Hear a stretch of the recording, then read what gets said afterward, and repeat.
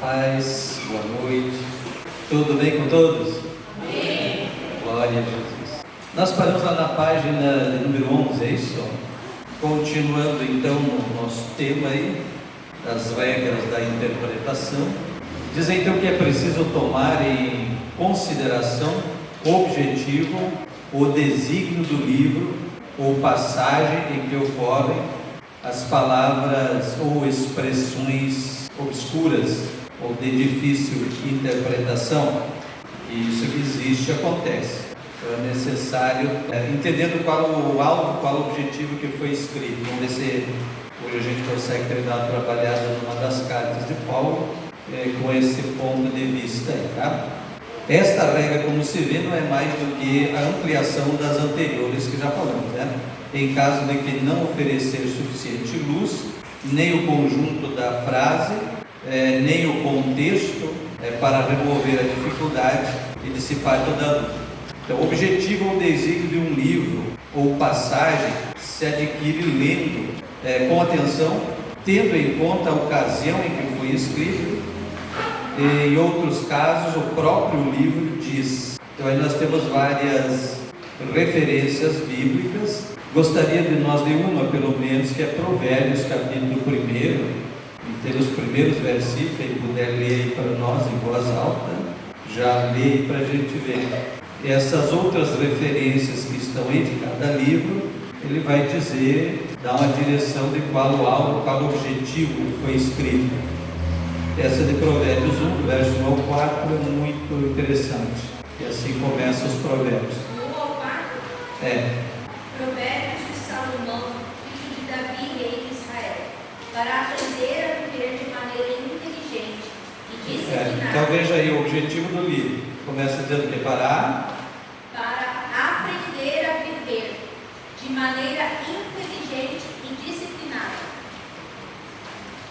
para entender os ensinos que produzem sabedoria, para desenvolver um caráter correto e perspicaz, vivendo de maneira justa, com equidade e bom senso, para dar prudência aos simples, assim como conhecimento e juízo aos jovens.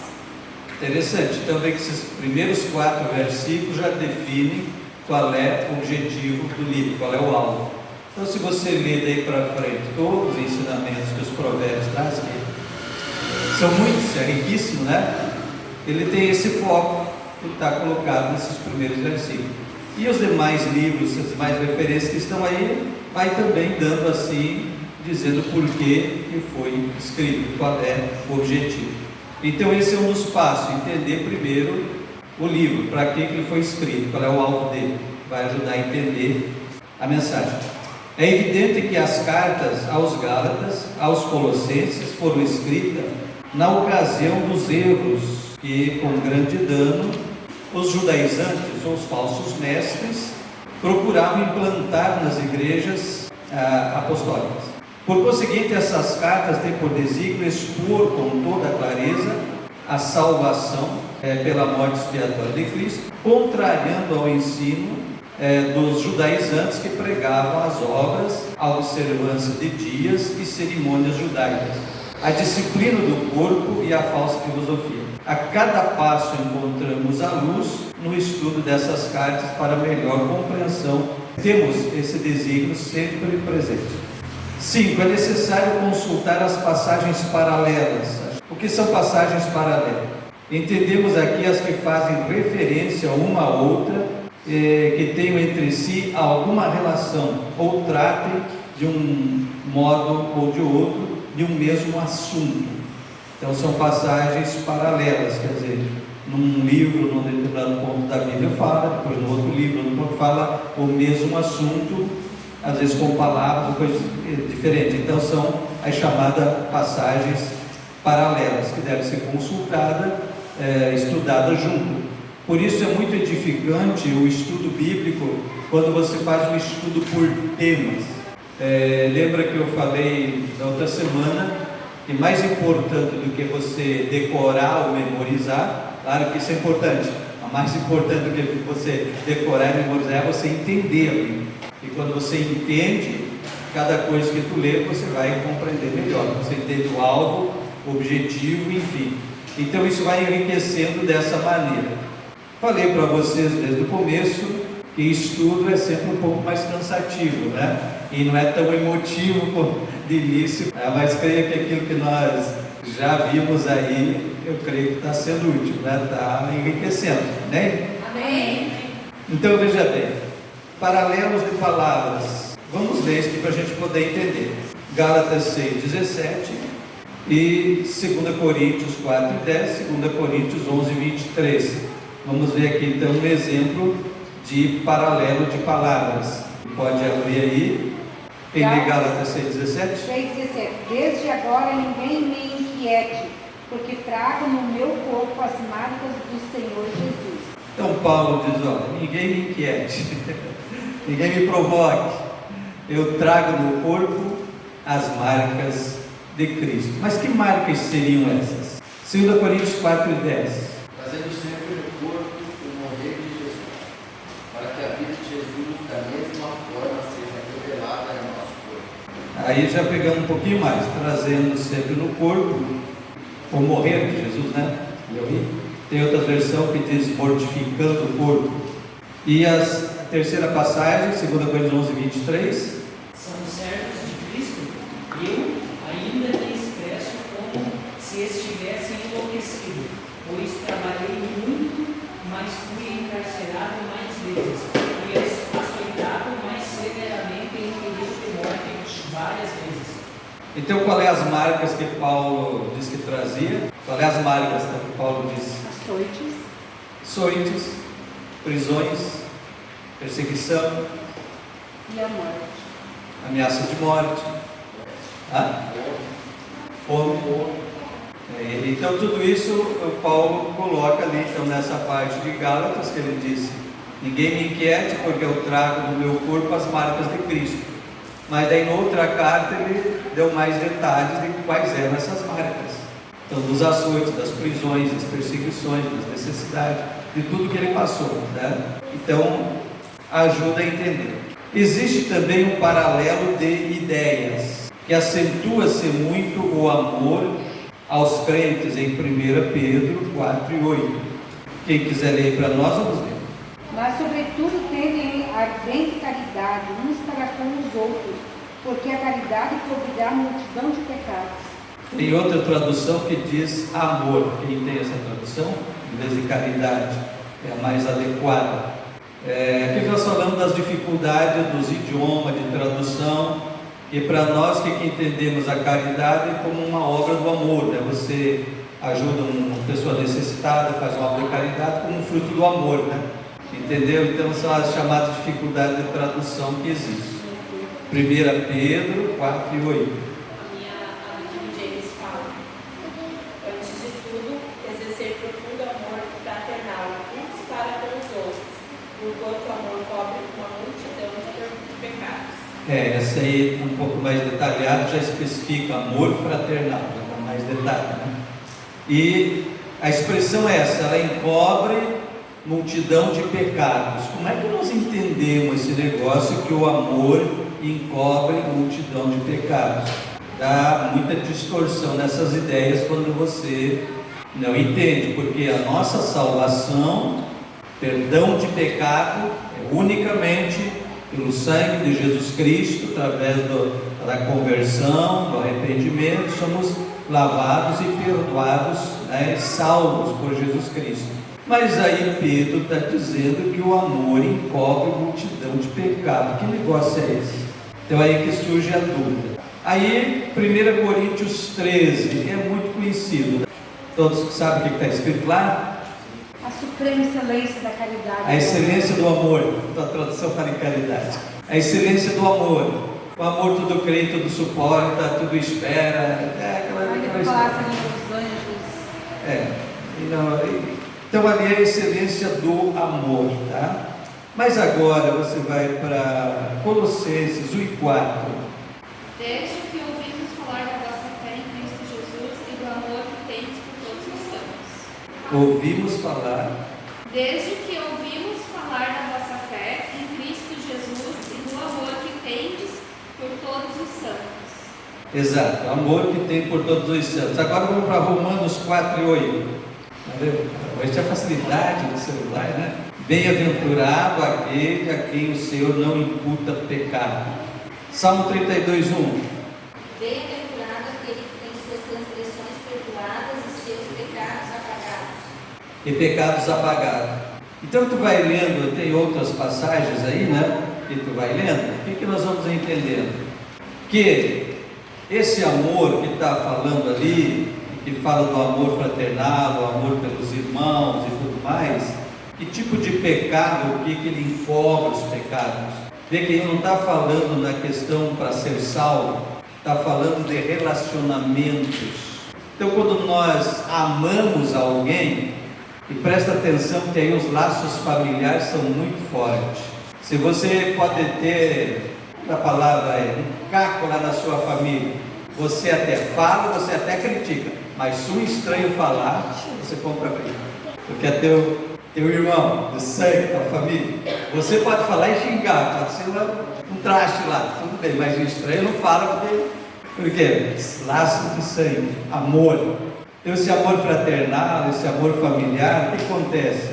Você perdoa, e aí tem uma coisa muito séria, que o perdão é você não trazer mais a memória, não se apaga da memória, mas você não ressuscita mais o assunto. E dentro do relacionamento familiar isso é muito sério, porque as pessoas têm a tendência, passa um ano, passa 2 anos, dele, não é que tu me fez isso, que tu me fez aquilo, né?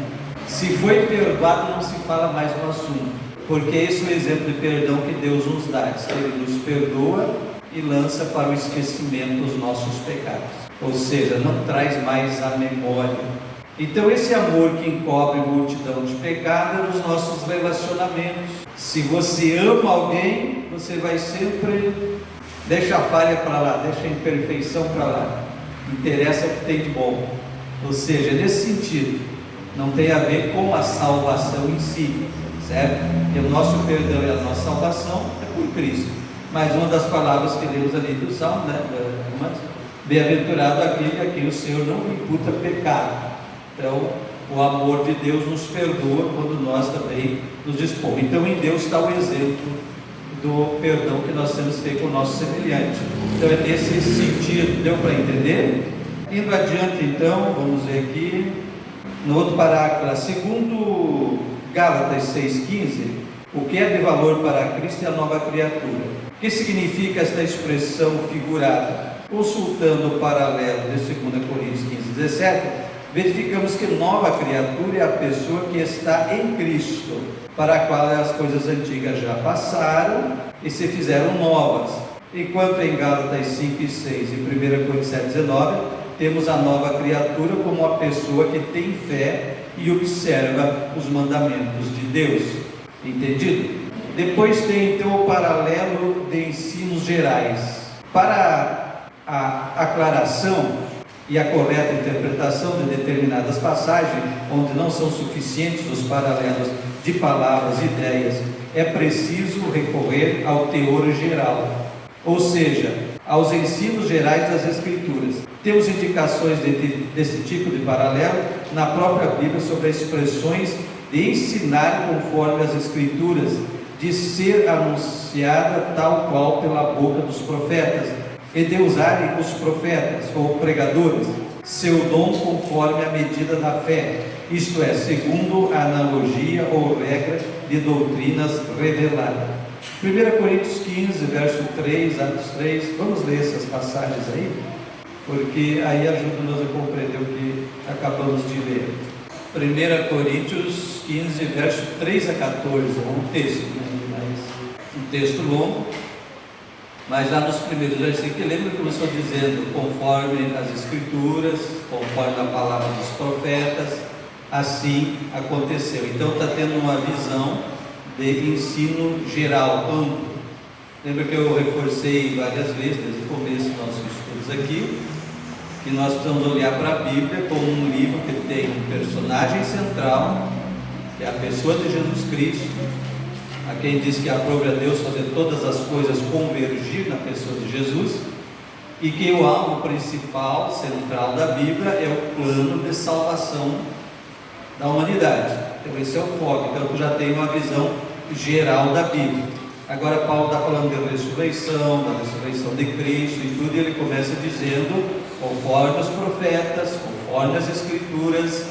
Quais ele está falando? Antigo Testamento, porque o Novo Testamento estava sendo formado, né? Através do que eles estavam escrevendo, recebendo de Cristo e escrevendo.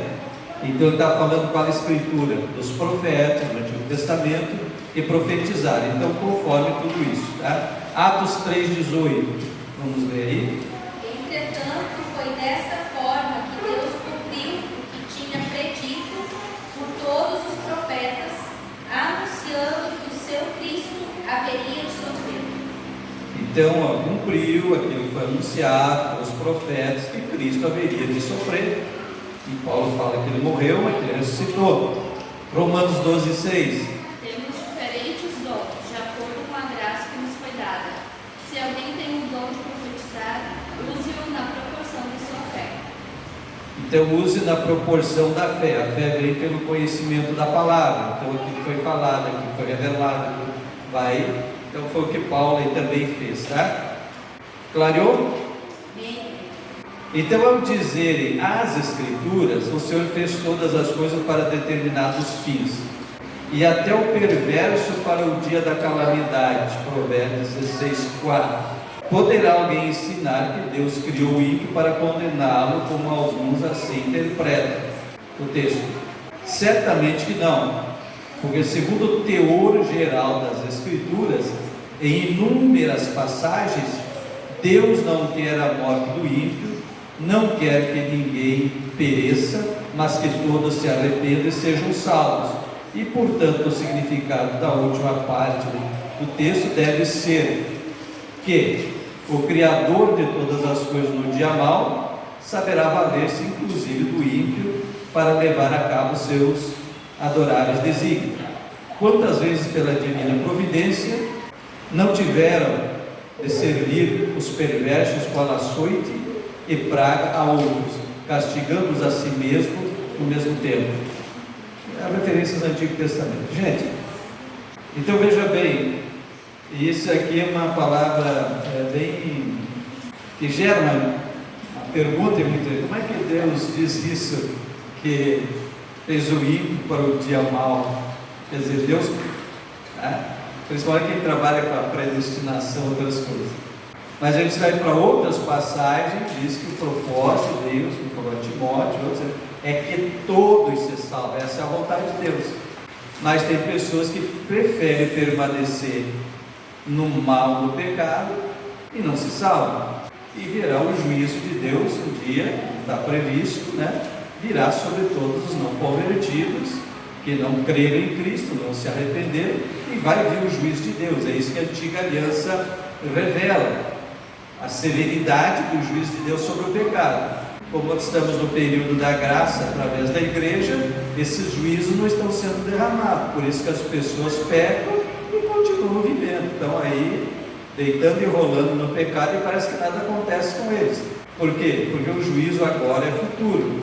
Na antiga aliança era imediato, porque a lei estava revelando a dureza da própria lei contra o pecado, da severidade do juízo imediato. Então era didático. Para nós agora estamos no tempo da paciência de Deus, ninguém está sendo castigado imediatamente pelo seu pecado, mas está acumulando o juízo para o dia final, certo? E aí se derramará tudo que a lei previu de juízo e condenação, de sentença contra o pecado, vai ser derramado na eternidade para a pessoa não convertida. São essas diferenças de aliança. Bom, aqui para frente agora tem a chamada figuras retóricas, que são figuras de linguagem.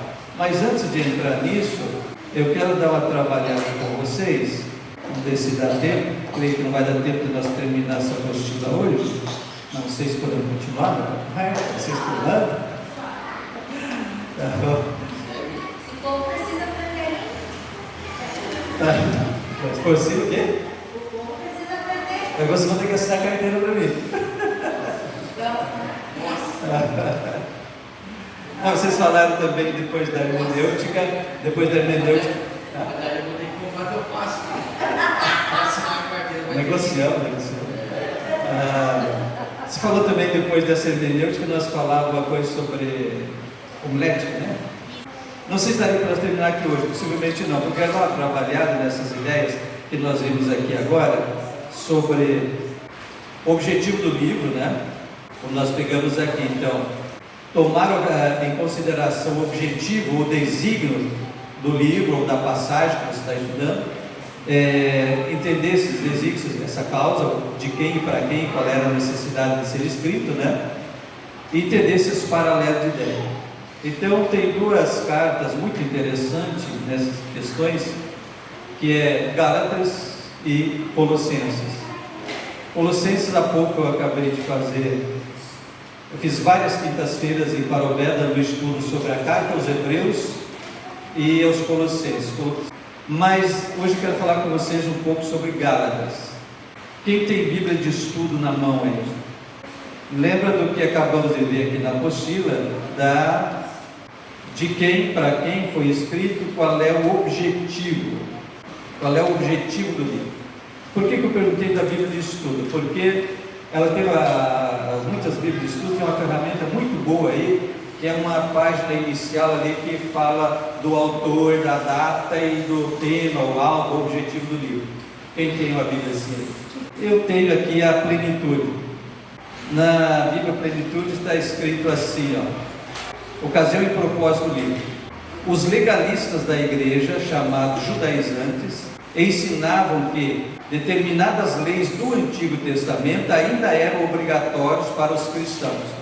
Eles argumentavam que as promessas de Deus estendiam-se apenas aos judeus e que os gentios deveriam ser circuncidados antes de poder experimentar completamente a salvação. Os judaizantes não negavam que era necessário ter fé em Jesus, mas insistiam em acrescentar a observância da lei à fé. Essa doutrina estava em contradição direta com o ensino de Paulo de que se alcançava a salvação pela graça através da fé. Com isso, os judaizantes procuraram desacreditar sua doutrina, desafiando sua autoridade. Eles o acusavam de ser um apóstolo de segunda, inferior a Pedro e Tiago.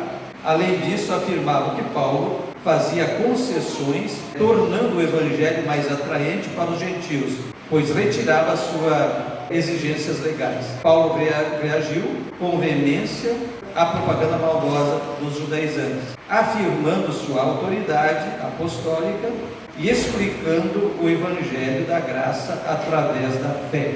A Bíblia King James, ela estuda aquela grande, ela tem bem mais explicação nisso aqui. Tu viu que combina com o que ele falou, que leu ali, né? Outras expressões. Então cada Bíblia vai apresentar esse texto um pouco maior, um pouco menor, mas com esse foco. Se for para a carta aos Colossenses, também lá na carta aos Colossenses é bem semelhante. A carta aos Colossenses é uma igreja que nasceu como extensão da igreja de Éfeso. Acredito que quando Paulo trabalhou por 3 anos em Éfeso, um homem chamado Epáfras se converteu, e esse foi o que abriu a igreja na cidade de Colossos, né, que é Colossenses. Paulo estava na prisão na ocasião que essa carta foi escrita, Colossenses. Então esse Epáfras estava tendo dificuldade, estava tendo problema também com os chamados judaizantes, que creram em Cristo, mas não queriam abrir mão dos rituais e das práticas judaicas, queriam unir as duas coisas. Também surgiu uma mistura de misticismo, e hoje também tem umas igrejas cheias de coisinhas místicas, né? Conhece, né? Vocês não? Travesseirinho, rosinha ungida, saquinho de sal, vai indo, né? Um monte de coisinha que vira amuletos evangélicos, coisa dessa natureza. Isso não é novo. Então lá em Colossenses tinha uma mistura de paganismo com judaísmo, com cristianismo e uma outra filosofia que veio a ser a chamada gnose. A gnose é de origem grega também, que significa conhecimento. Então eles pregavam uma evolução pelo conhecimento, conhecimento que liberta. Então a distorção da palavra. Então todas essas eram as falsas doutrinas. Então se você prestar atenção, que nós estamos falando aqui, todas as cartas foram escritas para solucionar, resolver algum problema. Então, por isso elas são profundamente doutrinárias. Todas as cartas, as de Paulo e as demais, sempre foram escritas, porque a igreja estava nascendo, saindo do judaísmo. Até ali a escritura era só o Antigo, o Novo Testamento estava sendo formado através dos primeiros apóstolos, toda a revelação dada a eles, e que formou o Novo Testamento. Então, as dúvidas e as perguntas eram frequentes. E agora? E agora? O que faz? Como é que resolve isso? Como é que resolve aquilo? Então aí os apóstolos buscaram a revelação de Deus, Deus dando essa revelação. Paulo mesmo testemunha isso, que ele recebeu diretamente de Deus. Vamos ver para frente aqui, de Cristo. Então era resolvendo esses problemas. Então foi escrito a carta, porque o Epáfras foi a Roma, onde Paulo estava preso, relatou o problema e Paulo mandou a carta dando soluções aos problemas, direção. A carta aos Gálatas é bem semelhante, que acabamos de ler, qual era o problema que eles estavam enfrentando. Então agora, quando a gente for ler a carta, vamos lá para o capítulo 1, vamos ver nessa explicação que a luta estava sendo com essas pessoas que estavam atacando a autoridade apostólica de Paulo e que estavam querendo manter as duas coisas, os rituais, as tradições, as práticas judaicas, junto com o cristianismo. Estava querendo manter as duas coisas. Então, entendendo que esse era o conflito que estava havendo, agora nós vamos ler a carta, nós vamos entender melhor. Então, primeira coisa, é o contraste que existe. Na outra carta aos Colossenses, você dá tempo para dar uma olhada, só falando aqui, Paulo primeiro saúda a igreja, depois elogia o amor, e até lemos o versículo antes aí, do amor que eles tinham pelos semelhantes, pelos irmãos, o amor, a fé. Depois Paulo entra no problema da igreja, dos problemas doutrinários. Isso também é sabedoria, que em vez de você, quando você for tratar de alguma coisa, antes de chegar e malhar no problema, ou na cabeça de alguém, vê o que ele tem de valor primeiro. Exalta as virtudes primeiro, depois mexer no problema. Então Paulo aos Colossenses usa isso, ele vai, elogia o amor, a comunhão, a oração, e tudo que a igreja tinha de bom. Depois começa a falar da mistura doutrinária, do paganismo e dos outros problemas, e da autoridade dele que estava sendo questionada. Agora os Gálatas é um pouquinho diferente, gente. Vamos olhar ali, capítulo 1, veja bem, ele saúda a igreja, que é uma maneira característica, em todas as cartas você vai achar essa saudação semelhante. Ele se apresenta primeiro, Paulo, depois ele diz apóstolo, pela misericórdia, enfim, pelo chamado. Então ele já começa dizendo, é o que eu digo assim, aqui em Gálatas ele já entrou assim de sola no negócio, dá para ver que ele estava com pouca paciência com a coisa. Então ele diz, Paulo apóstolo, e aí ele já bate, olha, não por parte de homens, nem por homem algum, mas por Jesus Cristo, que a autoridade dele estava sendo atacada, dizendo que ele era de segunda categoria. Porque qual é a definição do apóstolo? É aqueles que andaram com Jesus. Esses são os apóstolos, que era uma das exigências, que andaram, que aprenderam diretamente de Jesus, receberam a doutrina, a instrução, o ensinamento diretamente de Cristo. Então essa é a primeira coisa para um apóstolo. Paulo foi bem mais tarde, certo? Então aí eles dizem, não, ele não fez parte dos 12, ele não andou com Cristo, ele é um apóstolo de segunda categoria, tá? Não tem autoridade. Eles consideravam somente apóstolos aqueles que foram diretamente discipulados por Jesus. Essa é a primeira exigência, tá? Que tivesse andado com Jesus pessoalmente, discípulo direto de Jesus. E Paulo veio mais tarde, só que Paulo testemunha, que a gente vai ver depois, ele foi discipulado por Cristo, tá? É o que ele fala. Então veja que ele já entra assim direto no assunto. Apóstolo, não por homens, não foi o homem que chamou ele, mas por Jesus Cristo e por Deus Pai, que ressuscitou dos mortos. Aí ele saúda então a todos os irmãos que estão comigo e a igreja da Galácia. Galácia é uma região que tinha várias cidades, e vocês vão dizer, sei lá, várias cidades, tá? Então diz que essa carta é uma espécie de circular, que ela circulou nas diversas igrejas, nas diversas cidades da região chamada Galácia. Então ele saudou os irmãos, graça e paz da parte de Deus Pai e nosso Senhor Jesus Cristo, o qual se deu a si mesmo por nossos pecados, para nos livrar do presente século mal, segundo a vontade de Deus nosso Pai. Então aí a saudação. Agora vê que ele já vai direto ao problema, verso 6. Maravilho-me de que tão depressa passasseis daquele que vos chamou a graça de Cristo para outro evangelho. Então vê que ele foi curto na saudação, diferente da outra carta, e ele já deu direto no problema. Estou admirado, conforme a tradução. Já deu a espadada. Hã? Já deu a espadada. Já deu a espadada, né? Eu falo, estou chocado de que estejais vos desviando tão depressa daquele que vos chamou pela graça de Cristo para seguirem outro evangelho. Então veja o que ele chamou, que aquele sistema que estavam tentando implantar na igreja, um misto de crendices, um misto de rituais judaicos, o Paulo chamou de outro evangelho. E continuando lendo, presta atenção que ele diz assim. O que eu quero que vocês entendam, eu acredito assim, uma mudança, um aprofundamento de entendimento. Talvez você já tenha lido muitas vezes isso aqui, ouvido alguém falar, mas não entendeu com essa visão, com essa profundidade. Quando nós lemos aquela introdução, na Bíblia dele e na minha aqui, qual era o objetivo da carta, qual era a finalidade, o que Paulo queria com isso. Aí você começa a ler, começa a entender diferente, com mais clareza, certo? Então veja bem, ele chamou de outro evangelho. Mas o que foi que ele chamou de outro evangelho?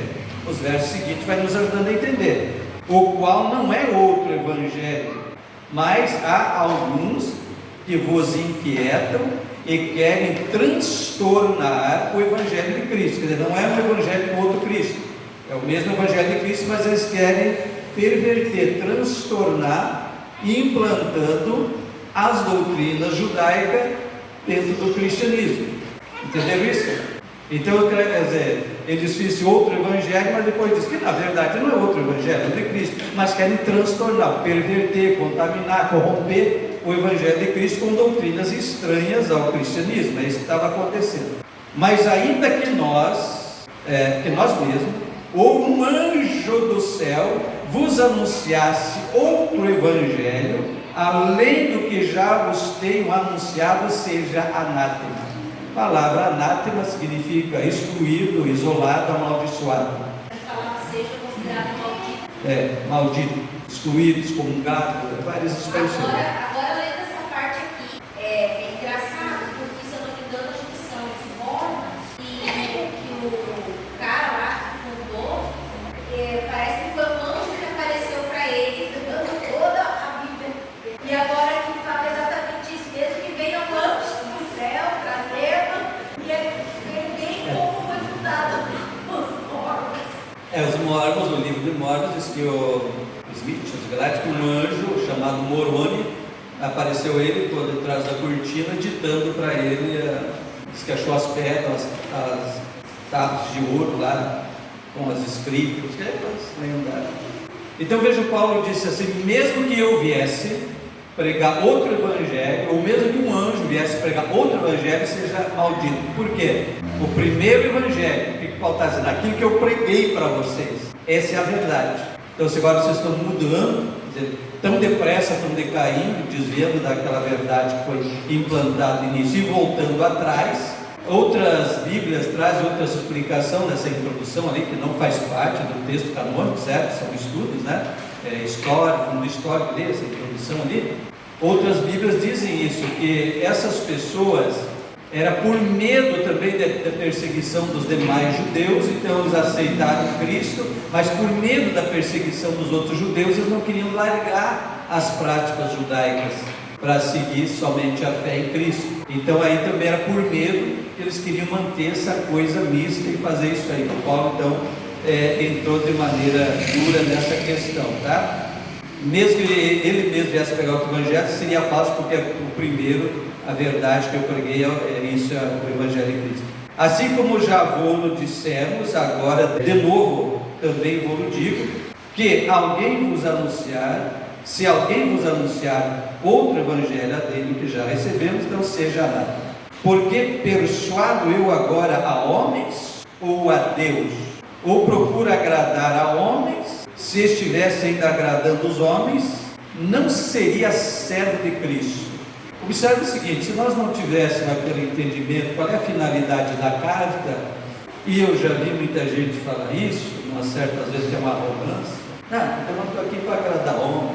Às vezes é rebelde contra o pastor, né? É rebelde contra a direção da igreja, o outro irmão, diretor do departamento. Não estou aqui para obedecer homem, porque não sei o quê, para agradar homem. Só que não é isso que Paulo está falando aqui. Quando Paulo diz assim, eu procuro agradar homens, o que é isso aqui? Os judeus, quer dizer, então eu vou procurar guardar os rituais judaicos para agradar esses judeus que estão no sistema, né? Está falando do sistema judaico. Então esse agradar os homens seria voltar a viver conforme a lei do Antigo Testamento para agradar a carne, porque a lei do Antigo Testamento, como Paulo diz aos Romanos, era a lei na carne, certo? Porque era cheia de ordenança para o corpo. Não faça isso, não faça aquilo, não toque aquilo, não prove lá, não sei o quê, guarde o sábado e não coma isso, é aquela coisa errada toda. Lembra o seguinte, que o Antigo Testamento, ou lei judaica, ela não era só os 10 mandamentos. A lei judaica, a Torá, eu falei aqui no outro semana, quem é que lembra quantos mandamentos são? 613. 613 mandamentos. Ainda tinha o Talmud, que era a lei oral, a tradição oral, que eles acabaram escrevendo e fizeram o livro que se tornou mais importante, o livro das tradições e das regras, que essa prática dava mais de 2.000 ordenanças. Então era impossível cumprir. E se você lê em Tiago disse assim, que se alguém tropeçar em um mandamento, é culpado de todos. Então é impossível que alguém se salve pela lei. Lembra que falamos semana passada? É impossível o homem se salvar? E Jesus provou que para Deus tudo é possível. Salvou Zaqueu, publicano, pecador, rico, certo? Então para Deus tudo é possível. Mas não é por obras, não é por tradição. Então é isso que Paulo está dizendo. Se eu quisesse agradar os homens guardando todos os rituais da antiga aliança, então eu não estaria agradando, eu não seria servo de Cristo. E se nós lutar, nós lutamos até hoje, porque há uma tendência de muito seguimento de, eu sei de igrejas que fazem todas as festas judaicas, aquilo lá tudo tinha simbolismo profético, mas não faz parte da prática da igreja cristã mais. A guarda do sábado, festa dos tabernáculos, festa disso, festa daquilo outro, e vão fazendo como se fossem judeus, e não é. Tudo lá era profético, então já cumpriu em Cristo, e nós temos que entender hoje o que é isso. O que a festa da Páscoa simboliza para a igreja hoje? O que a festa dos tabernáculos ensina para a igreja hoje? Então, ela tem uma simbologia profética, e agora nós estamos vivendo o profético, cumprido, não vamos voltar atrás e viver a simbologia e a sombra das coisas. O Os Hebreus diz que é a sombra. O passado lá são sombras proféticas das coisas futuras. Então nós estamos vivendo a realidade, não vamos voltar atrás. Então essa era a grande briga do apóstolo Paulo, principalmente nessas duas cartas, Gálatas e Colossenses, mas vai achar isso nas outras também, era exatamente fazer a igreja entender que se desvincular de lá, que a antiga lei não salvava, e não era o objetivo dela salvar. O objetivo dela é revelar o pecado e condenar o pecado, trazer a consciência de pecado, a consciência de condenação, a consciência de morte, para que a gente olhasse para o Salvador. E uma vez que o Salvador veio e revelou o meio da salvação, não tem por que eu voltar atrás e me submeter àquilo lá. É isso que Paulo está dizendo aqui. Vamos indo para frente. Qual é o verso que eu parei ali? 11. 12. Porque não recebi, nem aprendi de homem algum, mas pela revelação de Jesus Cristo. Isso aqui é muito forte, veja bem. Se ele estava sendo questionada a autoridade apostólica dele, é o verso 12, né? Estava sendo questionada a autoridade dele apostólica e o ensino, a doutrina dele, porque dizia que ele não fez parte dos 12, não andou com Cristo, não recebeu diretamente Cristo. O que ele está dizendo aqui? Que ele recebeu sim a revelação diretamente de Jesus Cristo. Eu creio que eu falei aqui a semana passada, que quando ele teve um encontro com o Senhor no caminho de Damasco, lembra? Atos capítulo 9, ele caiu por terra, ficou cego, foi levado para a casa de um tal de Judas, 3 dias de jejum e oração, cego lá. Deus fala com Ananias, o servo de Deus ali perto, a quem Paulo estava indo atrás também, vai lá orar por Paulo recupera a visão e tal. Depois, em Atos 26, quando ele está sendo julgado perante o rei Agripe, antes de ele ser mandado para Roma, a última viagem dele, na defesa dele, ele diz que quando o Senhor apareceu para ele conforme é relatado em 9, diz que Jesus disse para ele, que chamou ele para ser apóstolo dos gentios e levar mensagem, e por essa razão eu te aparecerei outras vezes. Então, se o Senhor disse para Paulo que ia aparecer para ele outras vezes, aqui ele está dizendo que ele recebeu essa doutrina diretamente de Cristo. Estão entendendo a ligação de uma passagem com a outra? Paralelos? Então aqui amplia a visão de que Paulo recebeu essa visita de Cristo muitas vezes, não foi só aquela vez no caminho de Damasco. Tanto que aqui em Gálatas também diz que ele dali foi para a região da Arábia, depois ele voltou, ele foi a Jerusalém, daí 3 anos depois que ele foi a Jerusalém, encontrou apenas Pedro e Tiago, não os demais apóstolos, teve só 15 dias, ele diz aqui. Depois ele voltou para a cidade dele, cidade natal de Tarso, que é uma cidade, como ele mesmo diz, célebre, uma cidade de destaque, tinha base militar, cidade comercial, ponto estratégico, uma cidade de nome, distinta. E ele voltou para a cidade natal dele, e lá ele ficou por 10 anos, sabe o que é isso?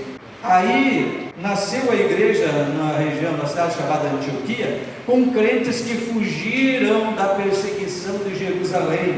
Não foi apóstolo que fundou a igreja de Antioquia, foi os crentes que saíram de Jerusalém fugindo da perseguição, que iniciaram aquele trabalho. E aí os apóstolos mandaram Barnabé para lá para ver a igreja, estruturar e dar andamento. Sentindo a necessidade de obreiro de ensino, ele lembrou de Paulo e foi a Tarso e trouxe Paulo para Antioquia. E ficaram por 1 ano ensinando e discipulando a igreja, gente, 1 ano. Aí ele é enviado a Jerusalém para levar ofertas, mantimento, doação para a igreja que estava em grande crise e necessidade. E depois que eles voltam de Jerusalém, é que Deus levanta um profeta, estando eles orando e jejuando, Deus levantou um profeta, não lembro o nome dele agora, que disse: separe para mim Barnabé e Paulo para a obra que eu tenho. E aí que ele foi iniciar a obra missionária. Quer dizer, ele levou aí de 12 a 14 anos sendo discipulado por Cristo, revendo todos os conceitos dele, porque ele era fariseu, nato de sangue, formado como o maior mestre da época, melhor faculdade da época, poliglota, era tudo formado para ser um líder lá do Sinédrio, né? Tudo isso. Paulo era isso, zeloso ao extremo da lei, como ele mesmo testemunha em Atos, tudo isso. Então ele precisou rever, como a gente diz, todos os conceitos de tudo. Então, se ele que era aquele judeu de cruz na testa, como a gente diz hoje, mudou toda a opinião dele e passou a ensinar a igreja e desvincular a igreja do judaísmo, como é que as outras pessoas vieram querer trazer de volta a igreja? Paulo querendo tirar, eles querendo segurar, né? E essa é a briga que está aí em Gálatas, tá? Que ele diz: então, se eu vou servir os homens, agradar os homens, debaixo de leis e regras e tradições, então eu não sirvo mais a Cristo. Entendido? Amém. Verso seguinte, 13, né? Isso. Porque já ouvistes qual foi antigamente, Antigo Testamento, a minha conduta no judaísmo, como sobremaneira perseguia a igreja de Deus e a assolava. E na minha nação excedia em judaísmo a muitos da minha idade, sendo extremamente zeloso das tradições de meus pais. Mas quando aprove a Deus, e olha essa expressão, que desde o ventre da minha mãe me separou e me chamou pela sua graça. Então, ele só foi entender agora que ele tinha um chamado separado desde o ventre. Então, ele, embora lá eu tenha sido ferrenho, zeloso, agora eu entendi que eu fui separado pela graça de Deus para outra coisa. Inverteu toda aquilo que ele perseguia, né? Ele adotou, e aquilo que ele passou a desprezar e ser perseguido por causa de negar a tradição e o costume judaico que ele tinha. Quer dizer, mudou totalmente de posição e de perseguidor passou a ser perseguido. Então é profundo esse objetivo, que quando você está lendo a carta, com aquela visão, para que ela foi escrita, a gente começa a entender com mais profundidade. De acordo ou não? Dúvida ou não? Um dos segredos do aprendizado é questionar. Ninguém pergunta. A Bíblia é, por excelência, 100%, palavra de Deus. Temos que nos adequar. Mas todo e qualquer ensino, palavra, livro, outros que tu lê, sempre questione e examine à luz da palavra. É o exemplo dos chamados bereanos, né? Que Paulo pregava e depois eles iam para casa e ler as escrituras e ver se estava de acordo. O Leandro gosta muito de falar dos irmãos bereanos. O Leandro gosta muito de falar dos De falar, irmãos né? bereanos. Iam para as escrituras conferir, ver se o que Paulo estava pregando realmente era conforme as escrituras. Então a Bíblia é a nossa base de juízo de tudo, né? Inclusive ela diz assim, julgue, mas a Bíblia diz assim, julgue o espírito da profecia.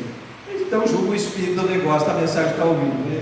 Se está vindo de Deus ou não, tá? Então a luz da palavra, por isso conhecer a palavra. Então veja que à medida que a gente vai entendendo o objetivo do livro, a gente vai compreendendo com mais profundidade então a palavra. Verso 16 agora, né? 15.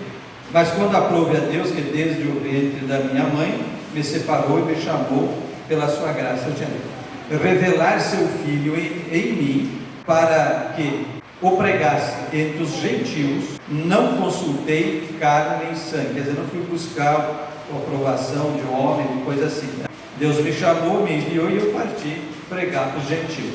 Aí os gentios estão se convertendo, aí vê os judeus, não, eles são gentios, estão crendo, mas eles também precisam vir para cá o judaísmo. Então veja o conflito, né?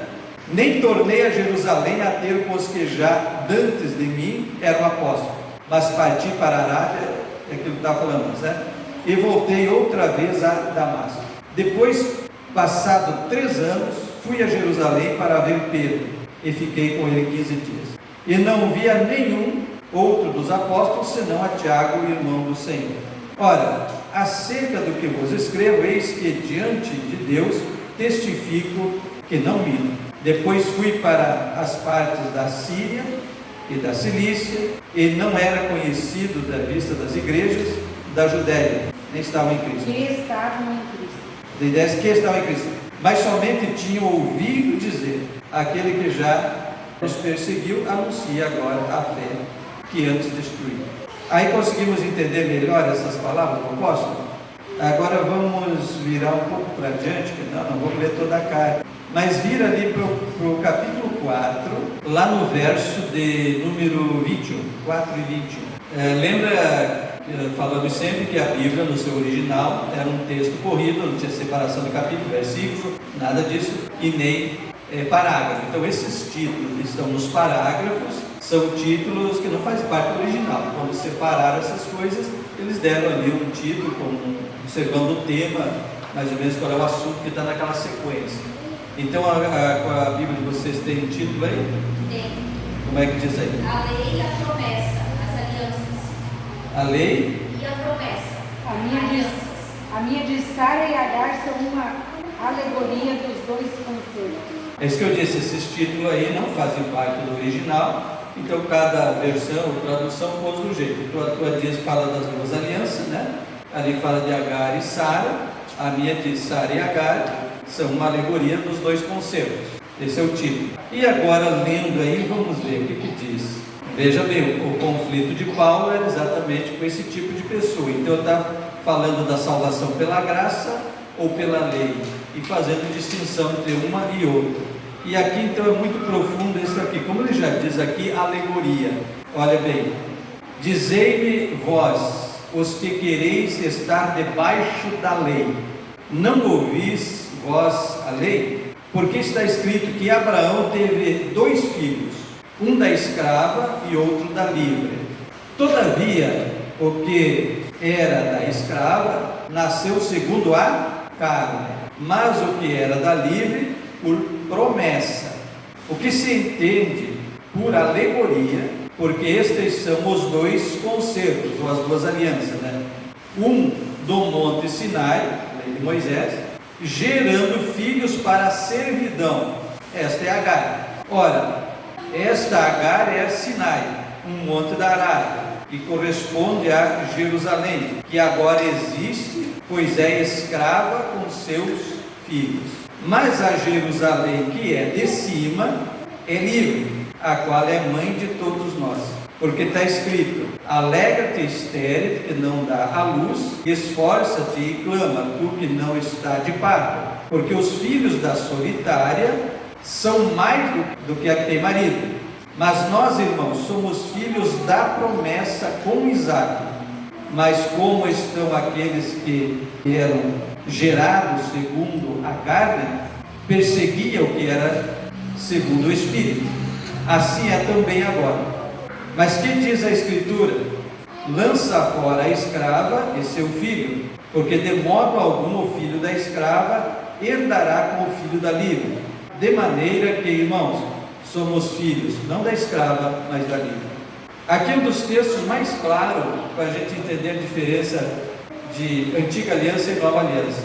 Até quando tu estuda a carta aos Hebreus, vai aprofundar muito mais essa visão, esse entendimento. Então Paulo diz isso aqui, que por alegoria, certamente você já ouviu pregação criticando a Sara, né? Que Sara mandou Abraão ter um filho com a escrava. Para a nossa cultura hoje, inconcebível, né? Aí até aquelas coisas de cultura que a gente falou. Só que para a época era cultural. Se a senhora não podia ter filho, era normal mandar uma escrava ter um filho, e o filho passava a ser da sua senhora, não da escrava, né? Então isso era tradição de todos os povos, não era só. Vê que ali nem tinha nascido ainda o Moisés, não tinha nascido Moisés, não tinha lei, não tinha nada. O Abraão lá no chamado no início dele, então não tinha lei, não tinha nada. Então era a tradição dos povos todos, pagãos, todo mundo volta, né, essa questão. Então Sara toma aquilo lá. Então hoje às vezes critica Sara, mas até isso Deus usou para um plano. Então o que ela diz aqui? Que por alegoria, ou seja, figura profética, simbólica, por alegoria, você entende o quê? Que Abraão teve 2 filhos. Claro que depois que Abraão viuvou, ele casou com a Quetura e teve 6 filhos. Tá?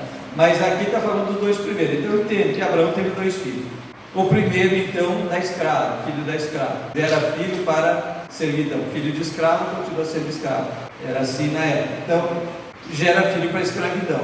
Aí o da promessa é livre. Então, quando ele diz isso aqui, o que está dizendo? Aquele que nasceu lá no Monte Sinai, a aliança lá do Sinai, veio para Jerusalém terreno, capital da época.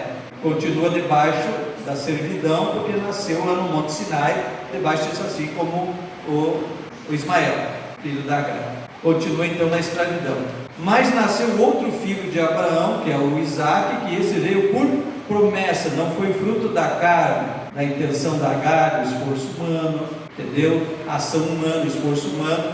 Foi um filho que veio por promessa de maneira sobrenatural, quando ela já não tinha mais possibilidade nenhuma de ter filho, o Senhor fez o grande milagre. Então, um filho da promessa que veio por provisão divina e não por força da carne.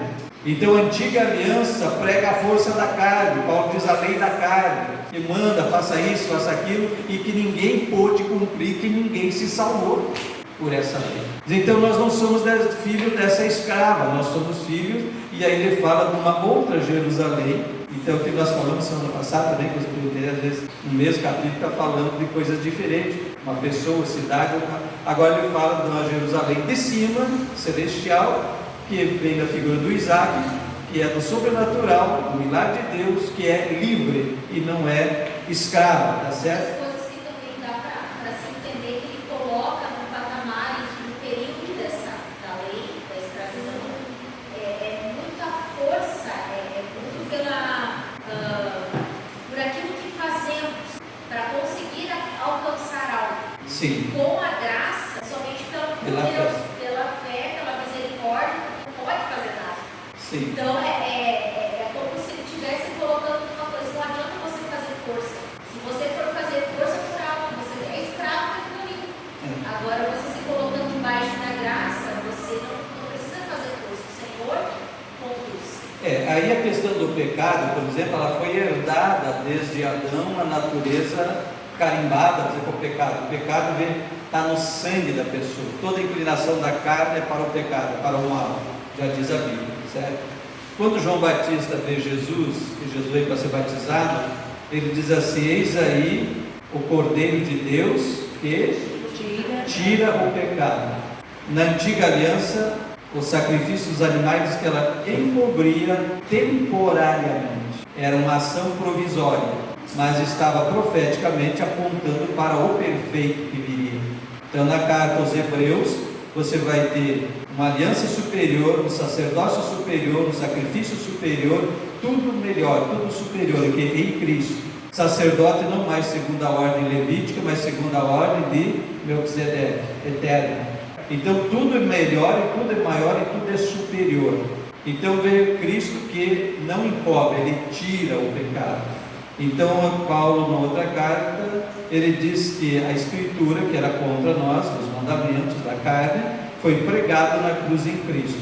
Então foi removido de nós essas ordenanças, certo? Foi removido. Então, no momento que eu creio em Cristo, que Ele morreu, pagou o preço pelo meu pecado, a minha culpa, me arrependo, creio nele, eu estou debaixo da salvação do preço que Ele já pagou, não tem mais condenação. Posso andar de perna para cima do jeito que quero? Claro que não. Tem que olhar o outro lado, onde não tem contradição da palavra. As obras não salvam, mas as obras é fruto de uma vida salva, é diferente. Então, na nova aliança é diferente.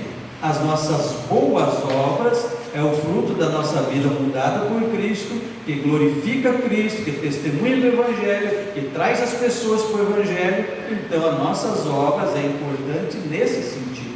Então, não é que agora, bom, eu creio, estou perdoado, posso andar, fazer o que bem entender. Paulo diz, não use da liberdade para pecar. Aí volta a cair no velho laço de novo. Está entendido? Eu vi que tu ficou bem curioso, assim, viajou. Está entendendo? Eu gosto disso do estudo, porque isso faz a gente pensar, né? A gente pensar e vai aprofundando as ideias. Então essa aqui diz que é uma das passagens tão clara e tão clássica aí, né? Que especifica isso aí. Então veja bem, Paulo defendeu aí o apostolado dele. Ele é chamado por Cristo, não por homens, portanto ele tem autoridade, ele recebeu diretamente de Cristo, ele provou, tomando base do Antigo Testamento para mostrar, foi isso que eu disse que Paulo, naquele discipulado com Cristo, ele reciclou toda a sua interpretação bíblica que ele tinha até então e entendeu pela visão da graça e pela revelação de Cristo. Ele entendeu e passou a pregar um evangelho livre das ordenanças e dos rituais antigos. Lá na carta aos Colossenses que eu falei, a gente vê também uma guerra semelhante, e conforme a versão que tu tens das Bíblias de estudo, aí no início vai trazer essas explicações, tá? Que a igreja estava sofrendo também com a infiltração dos judaizantes, de práticas pagãs, crendices supersticiosas, uma mistura ali dessas coisas pagãs e também do que veio a ser a gnose, ou seja, pelo conhecimento você evolui, você se salva, mais ou menos assim, porque isso existe até hoje.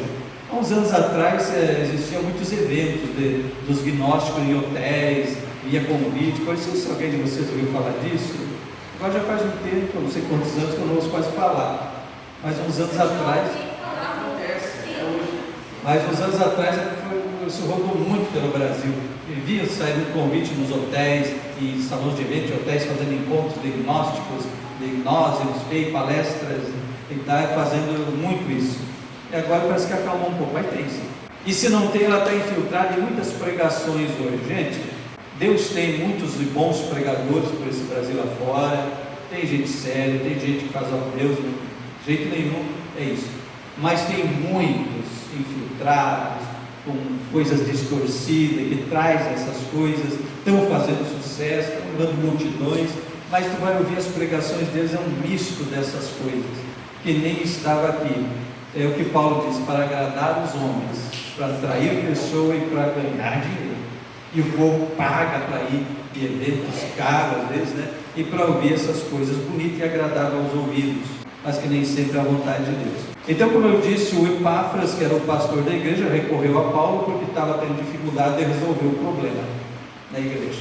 Esses problemas doutrinários, esses conflitos doutrinários com o judaizante, com aquilo que veio a ser a gnose, com coisas pagãs infiltradas na igreja. Então estava aquele misto, quer dizer, eu creio em Jesus porque a gnose, os gnósticos no início ali, era o embrião desse negócio, ele dizia assim: Cristo não é plenamente Deus, então ele é um semideus, então ele não tem o poder, a autoridade suficiente para resolver os problemas. Então essa era a questão da igreja de Colossos, sabe? O paganismo trouxe essa ideia de que Cristo era um iluminado, sabe? Você já viu que tem, tipo, espíritas dizem isso, né? Não vê Cristo como Senhor, Salvador. Ele é mais um iluminado, mais um médium, mais um intercedor, tá? Muçulmanos veem Cristo como profeta. Politicamente viu ele como um revolucionário. Quer dizer, então, essa é uma das artimanhas do inimigo, diminuir o Cristo. Quer dizer, não, ele não é tudo isso. Então, vê que nessa carta aqui, na questão ali em Colossos, já era essa: ele é um semideus. O que é isso? A mitologia. Lembra dos deuses lá da mitologia? Deus com homem, tá? Aquela mistura. Então é um semideus. Não tem poder pleno como um Deus para resolver a situação.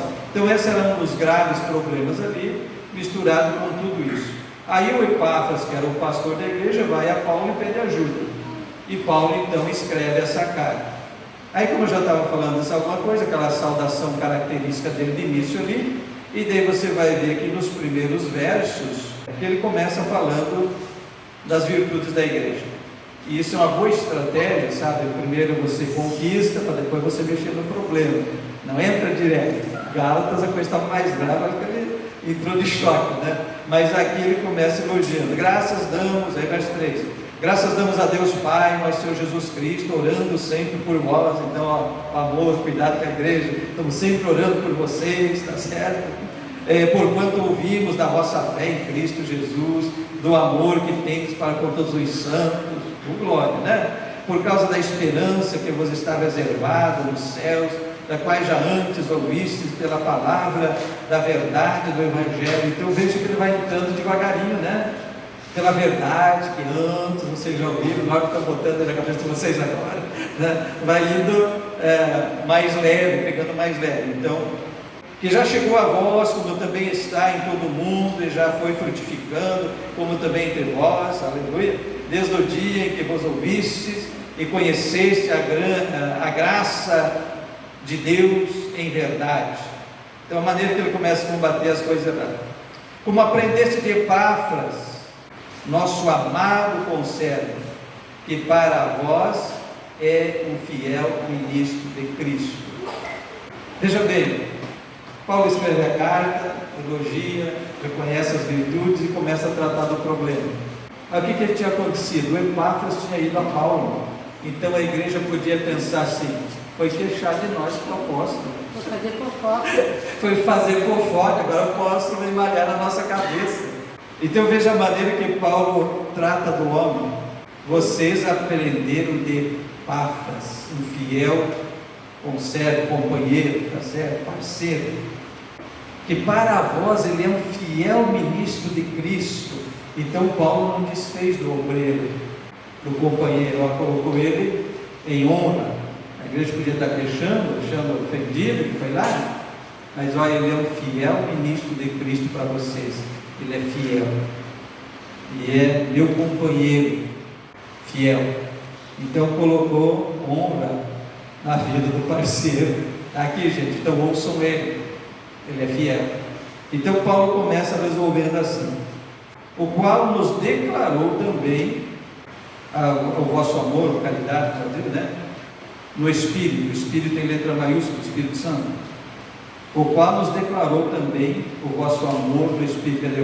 O Epáfras não veio falar mal de vocês, ele veio falar também do amor que vocês têm. Então vê como Paulo vai resolvendo sem gerar o conflito ou desfazendo os conflitos.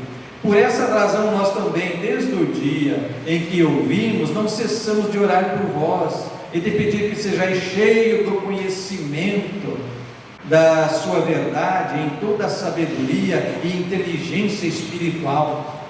Por que Paulo falou isso?